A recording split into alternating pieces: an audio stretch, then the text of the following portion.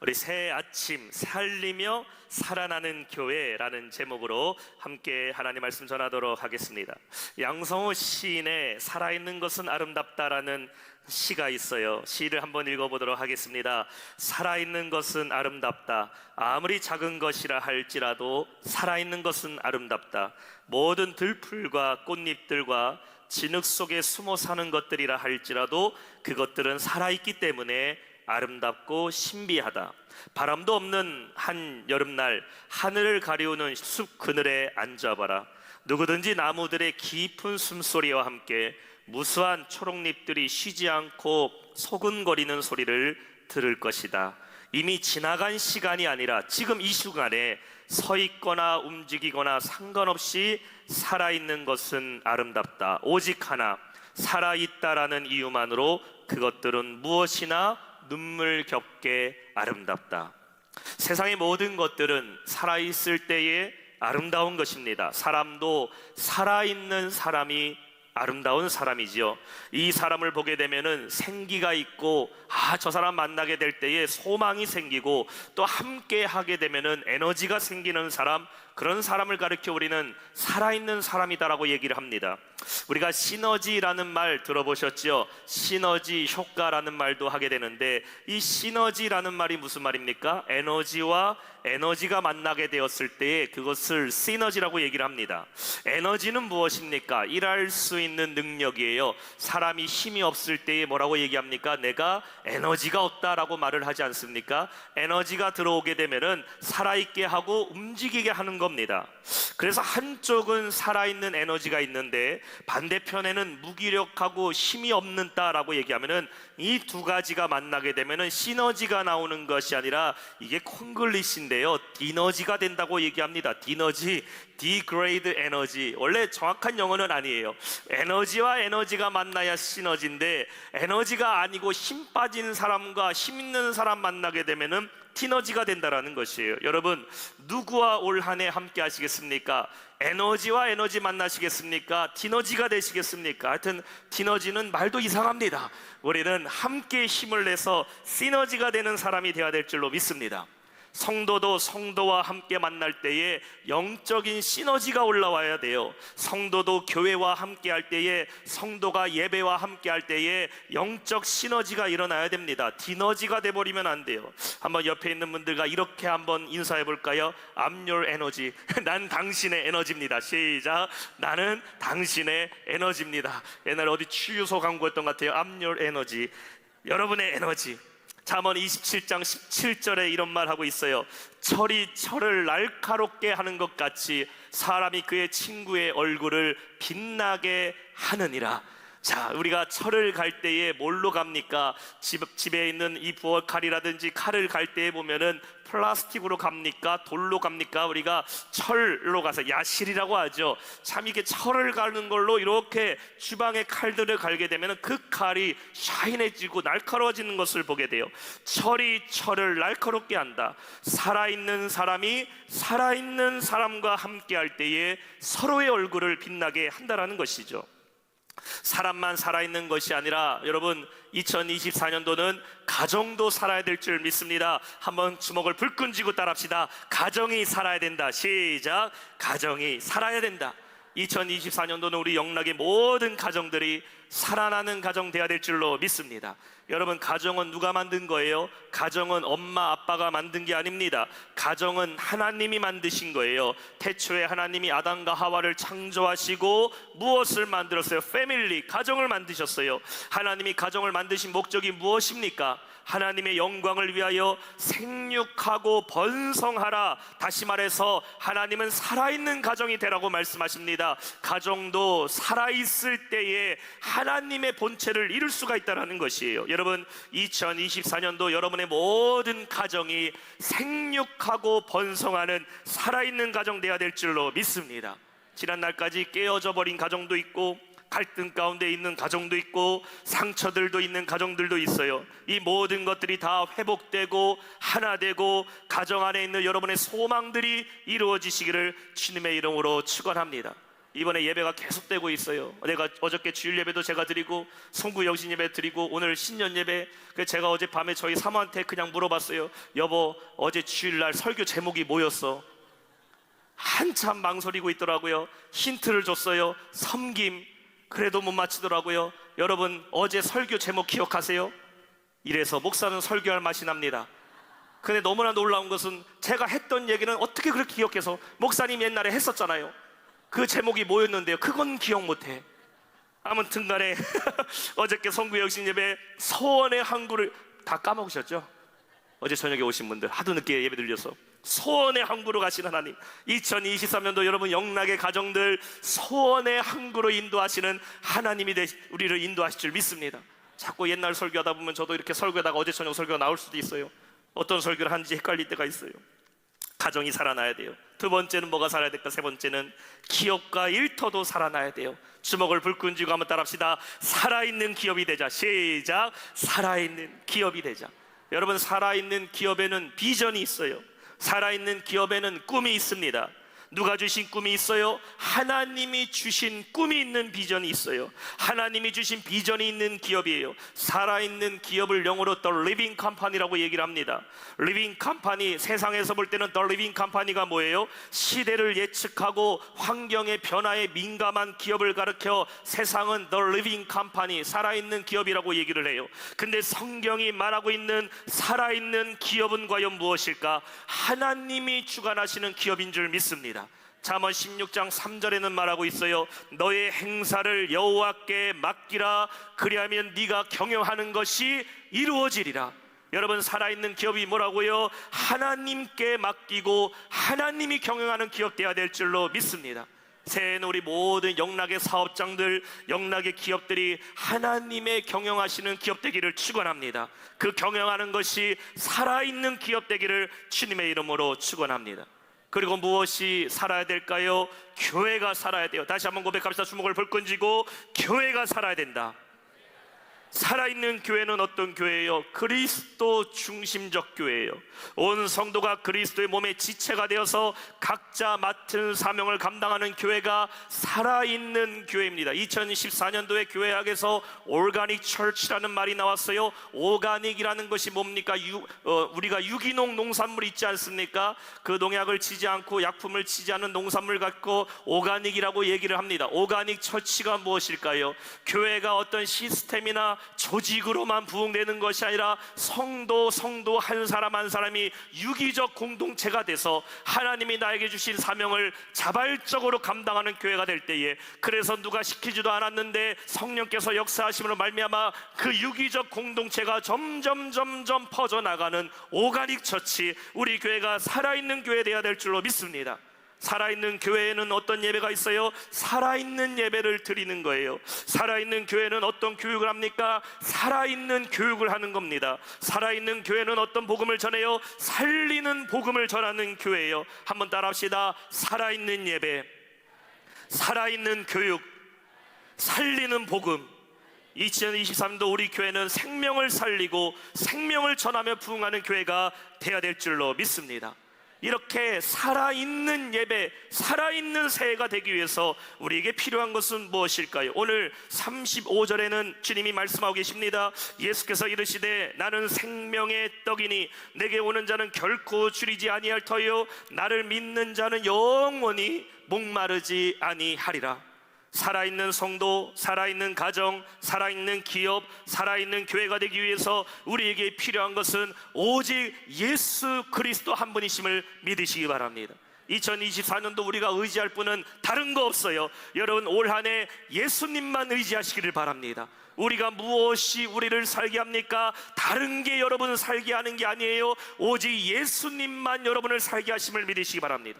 그렇다면 우리가 어떻게 해야 살아나고 살리는 교회가 될 수 있을까? 오늘 말씀의 첫 번째는 예수님만 믿어야 된다라는 것입니다. 따라합시다. 예수님만 믿어야 된다. 오늘 35절 다시 한번 볼게요. 예수께서 이르시되 나는 생명의 떡이니 내게 오는 자는 결코 줄이지 아니할 터요 나를 믿는 자는 영원히 목마르지 아니하리라. 오늘 예수님께서 이 말씀을 하시는 것은 먼저 우리가 배경을 살펴보면 예수님께서 오병이어의 기적을 행하신 다음에 이 말씀을 전하시게 됩니다.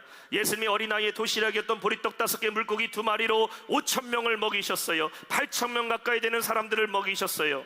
우리가 오늘날에야 먹고 사는 것, 내가 오늘 뭘 먹을까 걱정하는 사람 거의 없겠지만 예수님 시대만 해도 사람들이 먹는 것이 주 관심사였고, 왜 사냐 왜 일하냐 그러면은 먹기 위해 산다고 얘기했어요. 우리나라도 인사말 중에 옛날에, 지금도 그렇죠, 누구를 만나게 되면 어떻게 인사합니까? 진지 잡수셨어요? 식사하셨어요? 라고 물어보게 돼요. 왜냐면 우리나라도 과거에 참 먹고 사는 것이 가장 중요했던 시절이 있었기 때문입니다.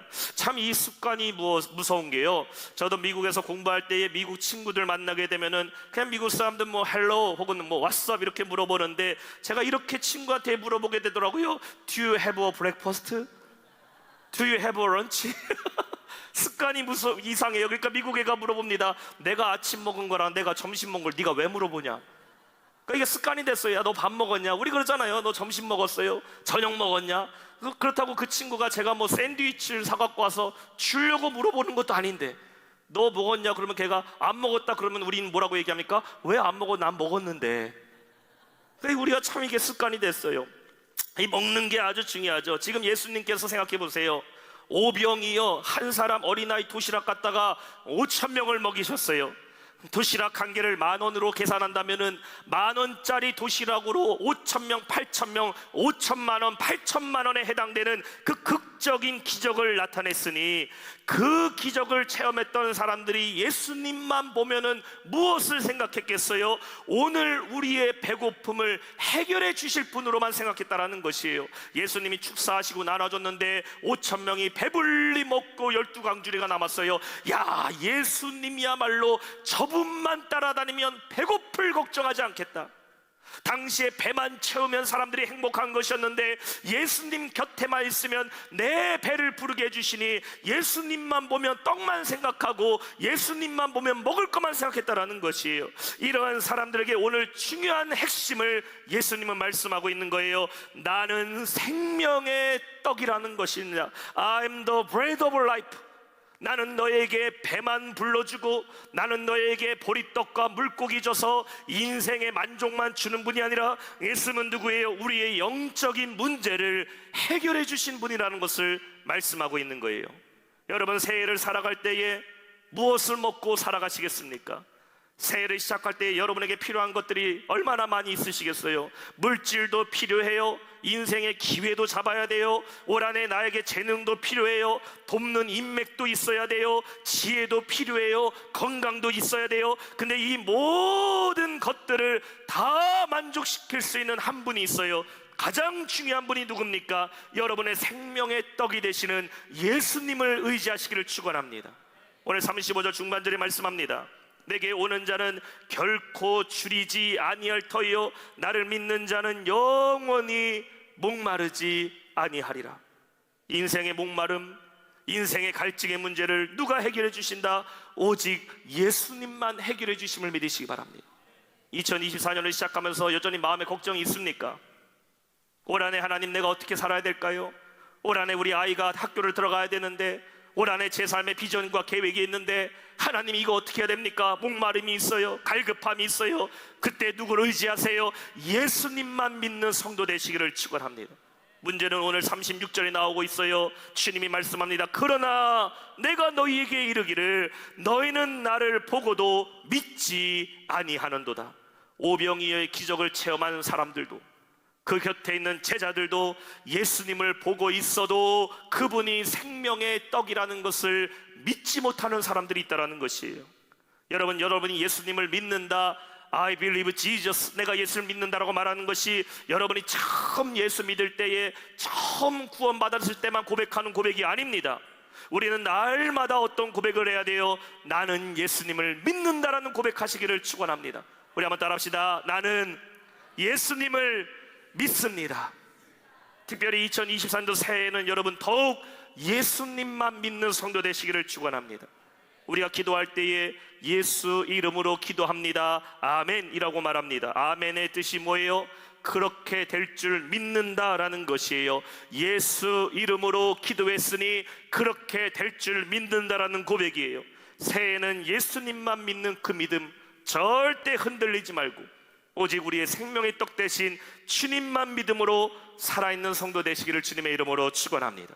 두 번째는 무엇일까? 예수님 안에 거하라 라는 것이에요. 첫 번째는 예수님만 믿어라, 두 번째는 예수님 안에 거하라. 37절 말씀입니다. 우리 한번 한 목소리 해볼까요? 37절 시작. 아버지께서 내게 주시는 자는 아니하리라. 아멘. 스펄전 목사님은 오늘 본문의 구절의 말씀을 가지고 이렇게 문장을 만들었어요. 예수님의 약속에 존속히 하는 어떤 제한도 받지 않는다. 세상에 기한 없는 사랑, 조건 없는 사랑이 어디에 있겠습니까? 모든 것에는 다 기한이 있어요. 음식도 유통 기한이 있어요. 이렇게 이쁘게 펴있는 꽃들도 결국은 시들 때가 있어요. 물건도 평생을 사용하는 게 아닙니다. 물건도 사용할 수 있는 기한이 있어요. 어떤 영화 대사 중에 이런 대사가 있더라고요. 사랑의 유통 기한이 있다면 나의 사랑은 만년으로 하고 싶다. 이것도 말도 안 되는 말입니다. 만년 동안 살 수 있는 사람도 없고 결국 인간의 사랑도 죽음으로 끝나는 거예요. 아무리 영원한 사랑이라 할지라도 변할 때가 옵니다. 저는 가끔 저희 사모한테 이렇게 고백할 때가 있어요. 여보, 나는 천국 가서도 당신과 같이 살 거야. 천국에서도 난 당신 곁에 있을 거야. 이렇게 말하면 저희 사모가 막 감동하고 좋아할 줄 알았는데 너무 싫어하더라고요. 너무 싫어요. 딱 잘라서 이렇게 말합니다. 자기는 천국 가면 예수님 곁에 있을 거라고. 아, 이거 맞는 말이긴 한데 엄청 섭섭해요. 지금도 마음이 씁쓸합니다. 근데 여기에 여러분, 유통기한이 없는 사랑이 있어요. 무조건적인 사랑이 있어요. 어떠한 존속기한, 어떠한 통용 제한도 없는 사랑이 있어요. 그 사랑은 여러분이 아무리 실수를 하고 아무리 부족한다 할지라도, 때로는 여러분이 그 사랑에서 떠난다 할지라도 끝까지 붙잡고 있는 사랑이 여기 있습니다. 그 사랑이 어떤 사랑이다? 우리 예수님의 사랑임을 믿으시기 바랍니다. 누가복음 15장의 탕자의 비유를 통해 우리는 하나님의 사랑, 예수님의 사랑을 엿볼 수가 있어요. 탕자가 아버지에게 자기의 유산을 달라고 말합니다. 유산은 아버지가 돌아가셔야지만 받을 수가 있는 건데, 탕자는 마음에 먹은 거죠. 나는 우리 아버지 죽었다고 생각할 테니까 내게 해당되는 유산 달라고 얘기하는 겁니다. 근데 그 아버지가 마음이 아픔에도 둘째 아들에게 유산을 물려주게 돼요. 결국 탕자는 세상에서 방탕하게 그 모든 재산을 탕진합니다. 다 잃어버린 탕자가 남의 집에서 돼지나 키우는 종이 되어버리게 되죠. 그가 돼지가 먹는 쥐엄 열매도 배불리 먹지 못하고 있을 때에 자기 아버지를 생각하며 집으로 돌아오게 됩니다. 근데 성경에 보게 되니까 집으로 돌아가는 탕자가 아버지를 먼저 봤습니까? 아니면 아들을 기다리는 아버지가 탕자를 먼저 봤습니까? 성경에 보니까 갈 길이 아직 먼데 아버지가 아들을 먼저 보고 달려나와서 품에 안아줍니다. 집에 돌아온 탕자가 아버지에게 이렇게 말하죠. 아버지, 나는 아버지의 아들이라 부를 수 없으니 아버지 중에 품종 종 중에 하나로만 나를 삼아 주옵소서. 이렇게 고백할 때 그 아버지는 아무 말도 하지 않아요. 죽었던 아들 살아왔으니 옷 갈아입히고 아들을 인정하는 가락지를 손에 끼우고 다시 그 아들을 맞아주게 됩니다. 이것이 누구의 사랑이라고요? 하나님 아버지의 사랑, 우리 예수님의 변함없는 사랑이에요. 여러분이 지난 한 해 동안 얼마나 삶의 죄의 모습이 있고, 여러분이 지난 날까지 살아갈 때 얼마나 연약한 모습이 있고, 여러분의 삶에 어떠한 부끄러운 과거가 있다 할지라도 예수님은 여전히 여러분을 사랑하심을 믿으시기 바랍니다. 하나님 오늘 여러분에게 2024년이라는 새해를 열어주셨어요.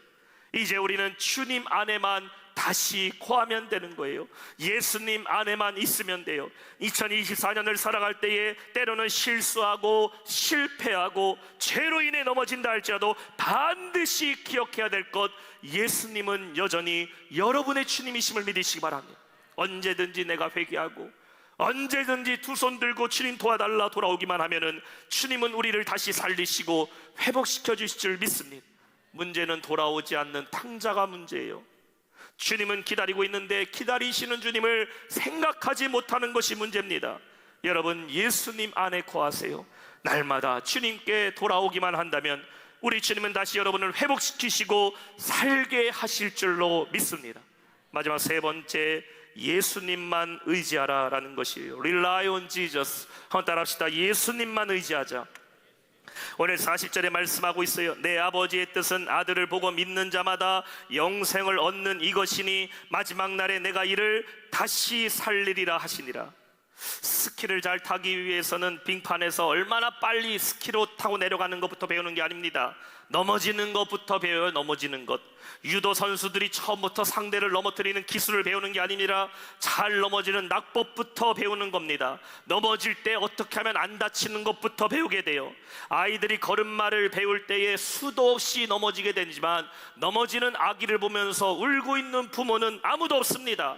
애가 잠고 넘어지니까 야, 너 자꾸 넘어지면 어떡하니? 그 아기를 갖다가 유모차에 태워서 어른 될 때까지 유모차를 끌어주는 부모는 아무도 없어요. 아기는 넘어져서 울고 있지만 부모는 반대로 잘했다 합니다. 왜 그래요? 아기는 자꾸 넘어져야 빨리 걸을 수 있다는 진리를 알기 때문이에요. 오늘 39절에는 예수님이 오신 목적에 대해서 말씀하고 있어요. 나를 보내신 이의 뜻은 하나님의 뜻이죠. 내게 주신 자 중에 내가 하나도 잃어버리지 아니하고 마지막 날에 다시 살리는 이것이니라. 예수님을 보내신 하나님의 뜻이 뭐라고요? 한 사람도 잃어버리지 않고 마지막 날에 다시 살리는 것이 하나님의 뜻이라고 말씀하고 있어요. 살아나고 살리는 교회, 살리며 살아나는 교회는 어떤 교회일까? 한 영혼도 낙오되지 않는 영혼이 생기지 않는 교회, 한 사람도 절망하고 낙심하지 않는 교회예요. 이런 교회가 되기 위해서 우리는 어떻게 해야 될까? 함께 힘을 내야 되고 함께 일어나야 되고 함께 다시 살아야 하는 거예요. 누구와 함께 힘을 내야 됩니까? 주님과 함께 힘을 내고 주님과 함께 다시 살아야 될 줄 믿습니다. 누구든지 예수 이름을 부르는 자는 살아나는 역사가 나타나요.